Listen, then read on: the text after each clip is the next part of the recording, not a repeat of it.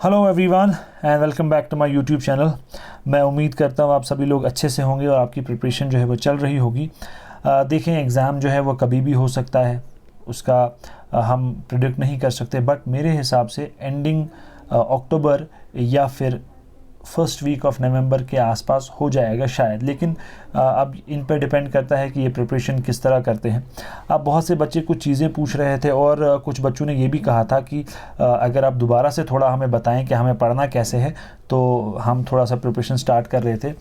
तो देखें, मैं आपको वो चीज़ बता सकता हूँ जो जहाँ से मैं ख़ुद पढ़ रहा हूँ, जहाँ से मैं खुद प्रिपरेशन कर रहा हूँ, वो चीज़ें मैं आपको बताऊँगा।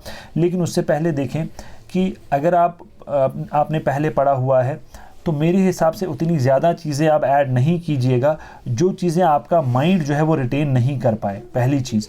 दूसरी चीज़ ये है कि देखें, बहुत से बच्चे कहते हैं कि 6 घंटे पढ़ें या 8 घंटे पढ़ें या 10 घंटे पढ़ें। टाइम जो है ये हर एक इंसान का अपना अपना होता है।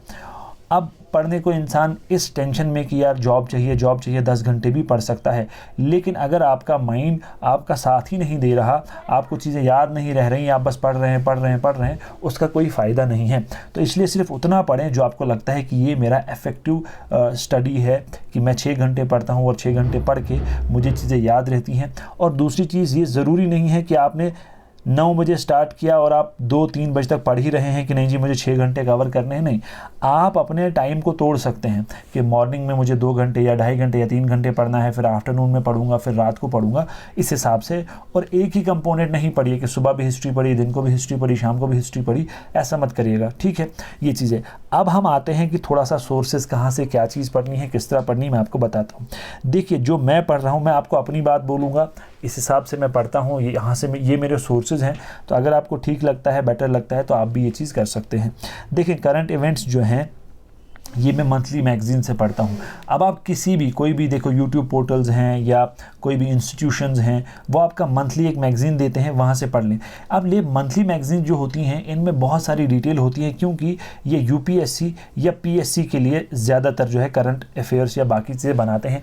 तो आपको वो नहीं पढ़ना है, क्योंकि अगर आपने पिछला पेपर दिया है एसआई का, तो आपको पता है कि हमें 1 लाइनर क्वेश्चन कैसे आते हैं करंट में भी, तो आपने उस हिसाब से पढ़ना है। उसमें बैंकिंग के बहुत सारे जो है करंट अफेयर्स होंगे जो कि आपके काम के नहीं हैं, तो इस हिसाब से आपने उसको पढ़ना है। जिस हिसाब से चाहे आप फाइनेंस का पेपर उठाएं, चाहे आप एसआई का पेपर उठाएं, और आप देखें किस तरह 1 लाइनर्स हमें आते हैं वैसे।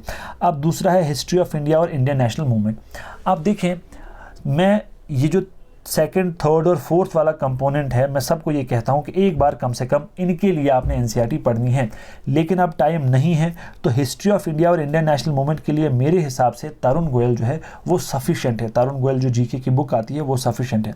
उसके बाद जियोग्राफी का क्या है, जियोग्राफी जो है उतना मैं समझता हूँ कि इसका एनसीईआरटी का जो है ये उतना ज़्यादा नहीं है कि आपका बहुत टाइम कंज्यूमिंग हो जाएगा।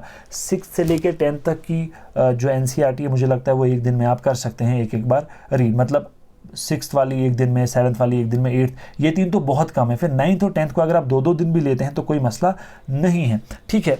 और उसके बाद या तो क्या होता है कि किसी इंस्टीट्यूशन में आपने कहीं पढ़ा है, आपके किसी अपने ने पढ़ा है, तो वहाँ से आप नोट्स ले रहे हैं, तो वो नोट्स पढ़ रहे हैं। अब इसमें समझने वाली बात जो है वो प्रेशर बेल्ट्स हैं, ठीक है, जो आपको क्या कहते हैं कहीं से यूट्यूब से या कहीं से देखना पड़ेगा। बाकी देखिए, जैसे फिजिकल डिविजन्स ऑफ इंडिया है, या ड्रेनेज है, या सीजन्स हैं, या फॉरेस्ट हैं, इसमें अंडरस्टैंड करने वाली चीज़ नहीं है, आपने यहाँ चीज़ों को याद रखना है। लेकिन जो प्रेशर बेल्ट है या लेयर्स ऑफ एटमॉस्फेयर है, वो चीज़ें थोड़ी समझने वाली है कि कहाँ टेम्परेचर कम हो रहा है, कहाँ बढ़ रहा है, उसके बाद आपकी विंड कहाँ से कहाँ आ रही है, उसका नाम कैसे पड़ रहा है, ये चीज़ें अंडरस्टैंड करने वाली हैं। तो ये वाले टॉपिक आपने क्या करने हैं, कहीं यूट्यूब से या कहीं से पढ़ने हैं। फिर उसके बाद इसमें आपका कोल्ड विंड्स या हॉट विंड्स या बाकी चीज़ें, वार्म करंट्स, कोल्ड करंट्स, ये सब चीज़ें याद रखने वाली हैं। फिर अगर आप पॉलिटी की एनसीईआरटी नहीं पढ़ सकते हैं, तो आपने क्या करना है, आपने लक्ष्मीकांत से इसको पढ़ लेना है। लक्ष्मीकांत पे आपको ये सारी चीज़ें मिल जाएंगी। अब आप मेरा कोई भी पॉलिटी का टॉपिक उठा लो यूट्यूब से और देखो कि मैंने किस तरह चीज़ें पिक की हैं, तो वैसे ही आपको पढ़ना है, क्योंकि लक्ष्मीकांत भी यूपीएससी या पीएससी के लिए पढ़ी जाती है, लेकिन अब थोड़ा सा स्टैंडर्ड बाकी एग्ज़ाम में बढ़ गया है। तो इसलिए आप एक मेरा कोई भी जो है टॉपिक उठाओ और देखो किस तरह चीज़ें पिक करनी है, वैसे आप उसको पढ़ सकते हो। रीऑर्गेनाइजेशन मैंने भी पढ़ाया है, इसका पीडीएफ भी अगर आप चाहो तो गूगल से डाउनलोड कर सकते हो, ठीक है। आप देखें रीऑर्गेनाइजेशन में क्या मसला है कि आप सिर्फ ये याद रख सकते हो कि सेंट्रल लॉज कितने एप्लीकेबल हैं, आप ये नहीं याद रख सकते वो लॉज का नाम क्या है। इसी तरह स्टेट लॉज कौन से इन्फोर्स हैं, अच्छा कौन रिपील हुए, ये सब चीज़ें आप याद नहीं रख सकते। तो इसलिए मेरे हिसाब से मुझे नहीं लगता कि अपना माइंड आपको वहाँ ख़राब करना चाहिए उन चीज़ों को पढ़ने में। आप सिर्फ ये पढ़िए कि सेंट्रल लॉज कितने जो है एप्लीकेबल हुए हैं, स्टेट लॉज रिपील कितने हुए, रह कितने गए, गवर्नर के एक्ट कितने रिपील हुए, वो सब चीज़ें उनका नंबर याद रख लो। बाकी जो इंपॉर्टेंट सेक्शंस हैं, ठीक है, जैसे हमारा हाई कोर्ट किस में आता है, और ये अटॉर्नी क्या कहते हैं इसको, आपका जो एडवोकेट जनरल है वो कहाँ आता है, ठीक है।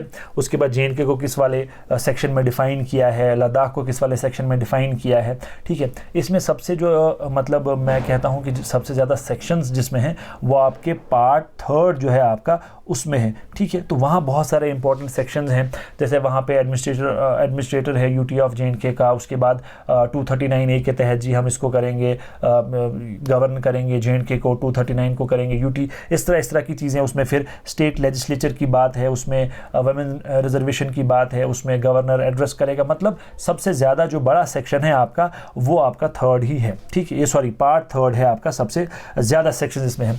फिर अगर इकोनॉमी की बात करें तो सबसे पहले आपको ये जो डायरेक्ट टॉपिक्स हैं, सस्टेनेबल डेवलपमेंट है, पॉवर्टी इंक्लूजन, डेमोग्राफिक्स और social sector initiatives. Social sector initiatives में जो भी स्कीम वुमेन, चिल्ड्रन और पुअर के लिए है बहुत इंपॉर्टेंट हो जाती है अपने आप में। जैसे आप देखो जो श्रम है उसका क्वेश्चन आया था, ई श्रम आपने सुना होगा, ठीक है, तो वो किसके लिए, लेबर्स, गरीबों के लिए ही है। तो ये वाली स्कीम्स आपने सबसे पहले करनी है, और सबसे पहले ये वाले डायरेक्ट टॉपिक आप कवर कर लो जो इसमें दिए गए हैं, ठीक है, क्योंकि ये डायरेक्ट है, इसमें कोई ढूंढना नहीं है, ये कहीं से भी मिल जाएंगे, चाहे गूगल से करो चाहे यूट्यूब से करो, ये आपको सब जगह मिल जाएंगे।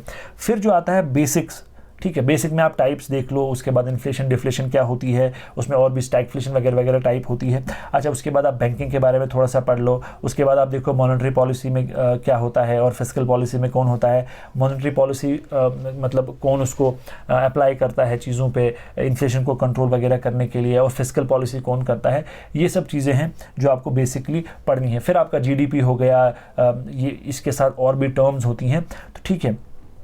तो कंसेप्ट बेस्ड क्वेश्चन आया था, जैसे पर कैपिटा इनकम का क्वेश्चन आपको आया था लास्ट टाइम, तो वो कंसेप्ट बेस्ड था, ठीक है। अगर आपको उस चीज़ का आइडिया होगा तो आप इजीली उसको कर सकते हो। और यहाँ भी मैं कहूँगा कि कोई एक सोर्स नहीं है इकोनॉमी का, ठीक है। आप ये वाले टॉपिक्स, डायरेक्ट टॉपिक्स निकाल लो, उसके बाद यूट्यूब पे जाओ, मान लो आपने इन्फ्लेशन के बारे में पढ़ना है तो आप इन्फ्लेशन पढ़ लो, ठीक है। फिर मॉनेटरी पॉलिसी करना है तो मॉनेटरी पॉलिसी लिख लो, फिस्कल पॉलिसी पढ़नी है, जीडीपी, जीएनपी, जो भी चीज़ें पढ़नी है वहाँ पे टॉपिक वाइज आप पढ़ के उसको नोट्स बना सकते हो, या अगर ऑलरेडी आपके पास है तो उसको रिवाइज कर लो। यही बेसिक है, क्योंकि देखो इकोनॉमी या कोई भी कंपोनेंट जो है बहुत वास्ट होता है। अब आप ये सोचोगे कि मैं सारा का सारा कवर कर लूँगा, वो पॉसिबल नहीं होता है, ठीक है। तो इसलिए पेपर्स देख के कि किस तरह के क्वेश्चंस पूछे जाते हैं, आपके पास रिसेंट फाइनेंस और सब इंस्पेक्टर का पेपर है, थोड़ा सा वहाँ से आपको आइडिया मिल जाएगा। फिर अगर एनवायरनमेंट इकोलॉजी पे आ जाए तो ये आप देखिए, अगर आपके पास शंकर आईएएस की बुक है तो ठीक है।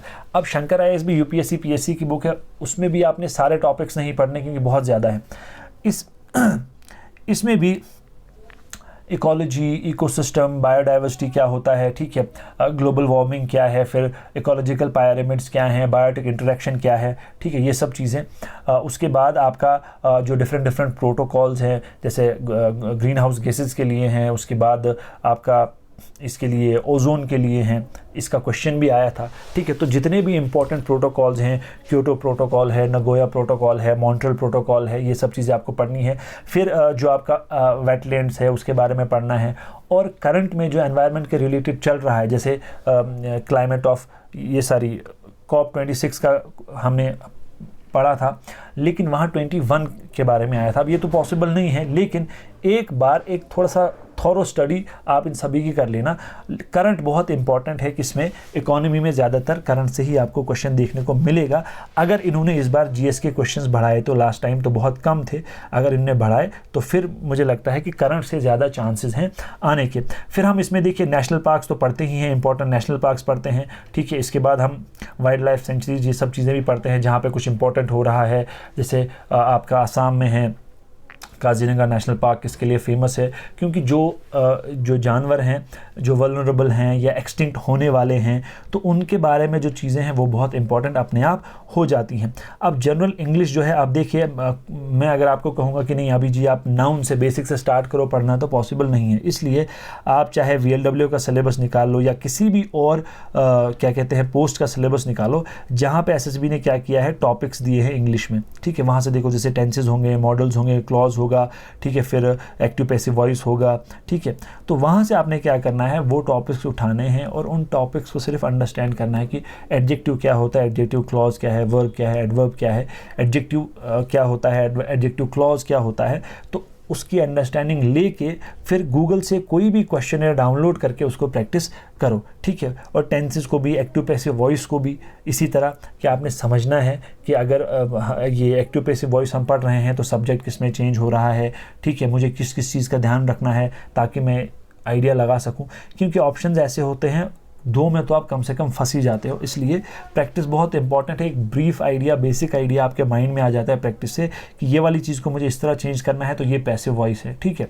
फिर आपका जो इंटरपर्सनल स्किल्स है, इसको आप UPSC का कोई भी लेक्चर यूट्यूब से देख लो, 2-3 लेक्चर्स होंगे इसके, ठीक है। ये प्री का ये कंपोनेंट है, तो वहाँ से मुझे लगता है आपको आइडिया हो जाएगा। और जो क्वेश्चंस इन्होंने पूछे थे आपके SI में, तो वो बहुत बेसिक क्वेश्चंस थे अगर देखा जाए, एज़ कम्पेयर टू जो KS में इन्होंने पूछा था। KS में बहुत मतलब हाई लेवल का पूछा था, तो मुझे नहीं लगता कि वो ये 1-1.5 महीने पढ़ने से कुछ होगा।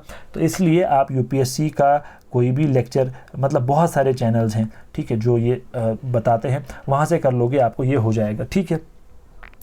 साइंस और कंप्यूटर की बात करने से पहले ये जो 3 टॉपिक्स हैं, आपने क्या करना है, इसमें देखो, इसमें जो बेसिक टॉपिक्स हैं वो मैं आपको कुछ बता देता हूँ। तीनों को मैं मिक्स करके बोल रहा हूँ कि इसमें जनरल ही चीज़ें आती हैं, जनरल ही टॉपिक आते हैं। जैसे मैं आपको बोलता हूँ, इसमें स्क्वायर रूट आता है, फैक्टराइजेशन आता है, LCM HCF आता है, टाइप्स ऑफ नंबर्स आता है, डिविजिबिलिटी रूल्स आता है, सर्ट्स, फ्रैक्शंस, उसके बाद आपका blood relation, coding, direction test, seating arrangement, puzzles, input outputs, syllogism, mirror images, alphanumeric series, statement and conclusion, फिर इसमें वर्बल रीजनिंग में है, फिर जंबल्ड पैराग्राफ है। मतलब यही सारे डाटा इंटरप्रिटेशन आपका अलग से दिया हुआ है। डाटा इंटरप्रिटेशन के कम से कम 10-12 क्वेश्चन हर एक टॉपिक से आपको करने हैं, जैसे चार्ट वाले, ग्राफ वाले, टेबल वाले, डाटा सफिशिएंसी, ये सब करना है प्रैक्टिस के लिए। तो ये मतलब बेसिक आइडियाज़ हैं। फिर हम स्पीड टाइम डिस्टेंस भी करते हैं, फिर हम रेशियो प्रोपोर्शन भी करते हैं, फिर टाइम एंड वर्क भी करते हैं, फिर परसेंटेज भी करते हैं, फिर प्रोबेबिलिटी भी करते हैं। यही इसके टॉपिक्स हैं बेसिक, ठीक है। आप देखो, कंप्यूटर की अगर बात करो तो कंप्यूटर मैंने पहले पढ़ा था, लास्ट टाइम मैंने पढ़ा था, जो आपकी अरिहंत की ग्रीन कलर की बुक होती है, वहाँ से मैंने पढ़ा था। लेकिन देखिए, टॉपिक तो उसमें वही है और वही आपको पढ़ना है। उसमें भी कुछ कुछ टॉपिक हैं जो आपको छोड़ देने हैं, लेकिन आपने क्या करना है, उनमें कंटेंट थोड़ा सा इंक्रीज़ कर लेना है। जैसे आप सॉफ्टवेयर पढ़ रहे हो, आपने पहले अरिहंत की बुक से पढ़ा, फिर कोई और सोर्स ले लो, गूगल ले लो, यूट्यूब ले लो, कहीं से भी ले लो, तो जो चीज़ें एक्स्ट्रा आपको बताई जाती हैं वो उसमें ऐड करो। टॉपिक वही हैं जो उसमें दिए हुए हैं, ठीक है। फिर साइंस, आप देखो, साइंस के 3 कंपोनेंट है, फिजिक्स है, केमिस्ट्री और बायोलॉजी है। बायोलॉजी में हम बेसिकली क्या करते हैं, विटामिन्स पढ़ते हैं, डिजीज़ पढ़ते हैं, फिर हमारे बॉडी के जितने भी सिस्टम्स हैं, digestive system, excretory system, nervous system, ये सब सिस्टम्स हम पढ़ते हैं। हम DNA RNA पढ़ते हैं, हम ब्लड पढ़ते हैं, हम सेल पढ़ते हैं, उसके अंदर जो डिफरेंट चीज़ें हैं। हालांकि देखो, अब ऐसा है कि ये क्वेश्चंस पूछना जैसे बंद ही हो गए हैं, लेकिन फिर भी यही बेसिक इसकी चीज़ें हैं जो आपको बायोलॉजी में पढ़नी है। फिज़िक्स में अगर आप बोलोगे तो फिज़िक्स में मोशन है, वर्क, पावर, एनर्जी है, इलेक्ट्रिसिटी है, साउंड है, वेव्स है, ठीक है। उसके बाद वर्क, पावर, एनर्जी मैंने आपको बता दिया, वेव है, साउंड है, इलेक्ट्रिसिटी है, ये सब और अच्छा फिज़िक्स में आपको ह्यूमन आई के बारे में थोड़ा पढ़ना है, मिरर्स के बारे में थोड़ा सा पढ़ना है।